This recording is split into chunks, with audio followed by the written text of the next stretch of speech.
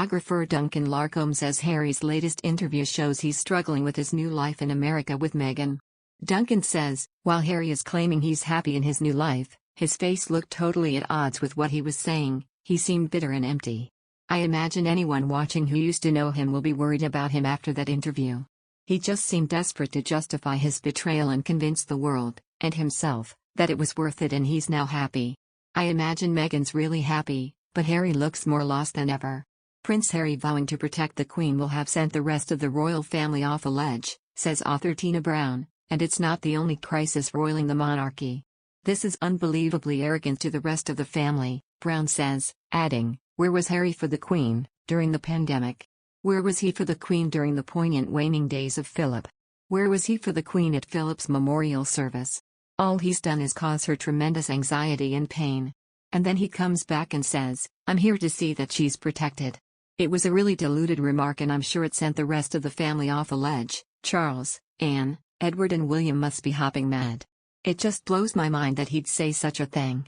I think he is out of touch with reality, Brown said.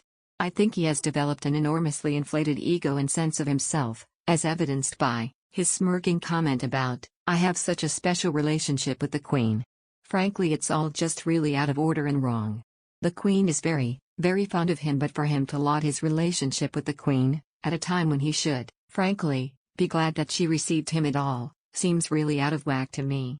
Harry's comments about his favored status with the Queen, he actually said, we have a really special relationship, we talk about things that she can't talk about with anybody else, recalls a section in the book where Brown writes about Harry and Meghan being drunk on the fantasy that they could reshape the world in the early days of their marriage. They stoke each other with this illusion that they've been put on the earth to save the world, Brown says. It's a laudable goal, but wildly unspecific. Harry has an absolute winner with Invictus, the event for wounded servicemen he founded. That's the best thing he has ever done. It works brilliantly and is noble and wonderful, but otherwise they've been sitting in Montecito for 2 years, making announcements. I just don't think it behooves them to be lecturing anyone. The present circumstances make the possibility of Harry and Meghan returning for the Platinum Jubilee a distant one.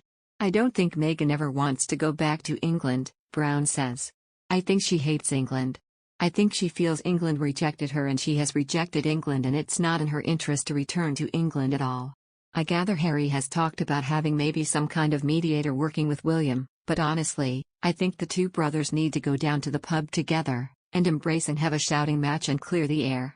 Harry's comments suggesting the Queen had untrustworthy advisors reminded me of another section in Brown's book, where she talks about Harry's disparagement of the Queen's private secretary, Edward Young.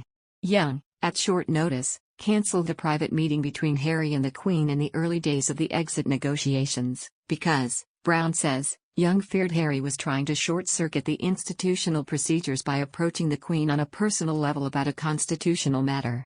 People want to get around the apparatus and ask the question themselves in person, because they are much more likely to get a yes, as she puts it. Was the interview with Copy another attack on Young? Absolutely. There was a sense of here we go again, Brown says, and I have no doubt that in the short 15-minute meeting with Charles, which preceded Harry and Meghan's meeting with the Queen, that meeting was about Charles saying to Harry, look, when you see the Queen, you're seeing the Queen as your grandmother, she's delighted to see you as your grandmother, she has nothing but warm feelings for you as your grandmother, but don't try to start lobbying her about institutional issues. I'm sure that was what was relayed to Harry because he seems to have completely forgotten the drill. As I write in the book, there is a distinction which they all understand about whether you're going to see the Queen as Mummy or Granny, or are you going to see the Queen as Her Majesty, Queen Elizabeth II. And if it's the latter, then she's going to have her executive team with her, her private secretaries and her aides and so on, who will be there with notes and agendas as they should be. She's the CEO of the monarchy, and if you try to get around her, she needs the people around her to make sure that she is protected from Harry. Harry and Meghan have discovered leaving the royal family to be more complicated than anticipated. From my own reporting, I know that they have found it much harder than they expected to be out there as a freelance brand, says Brown. Although the palace are quite frustrating, quite sclerotic, and quite old-fashioned, there's nothing more persuasive than a phone call which begins, "This is Buckingham Palace here." Those calls can get you anything. They don't have that support anymore. They just have to rely on PRs they hire in California. And PRs they hire in California really don't understand anything at all about royal mystique or charisma. And what they've done has greatly decreased their royal mystique and charisma, and it's decreasing every day that they live in Montecito with a PR apparatus that is not the palace.